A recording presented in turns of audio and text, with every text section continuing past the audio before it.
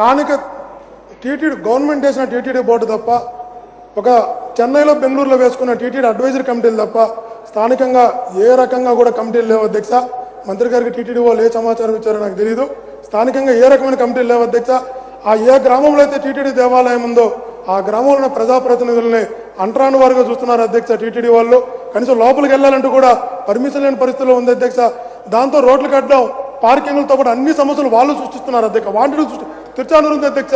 2 కోట్ల రూపాయలు తిరుచానూరుకు, ఒక్క తిరుచానూరు పంచాయతీకే పార్కింగ్ ఛార్జీలు వస్తుంది అధ్యక్ష.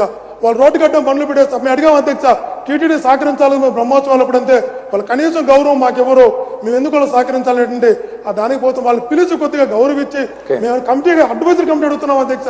రెండోది అధ్యక్ష, టీటీడీలో రూల్ నెంబర్ GOMSM 348 ప్రకారం ఒక ప్రజాప్రతినిధులు కానీ ప్రభుత్వం కానీ చేయాలి తప్ప అధికారులే, టీటీడీలో ఉన్న అధికారులే శంకుస్థాపనలు, ప్రారంభోత్సవాలు, కార్యక్రమాలతో పూర్తి సమయం దేవుడు చేయాల్సిన కార్యక్రమాలు, భక్తులకు పోల్సిన కార్యక్రమాల కన్నా కూడా వెళ్ళిపోతున్నారు అధ్యక్ష. వీటిపైన కూడా మంత్రి గారు దృష్టి పెట్టాలి అధ్యక్ష.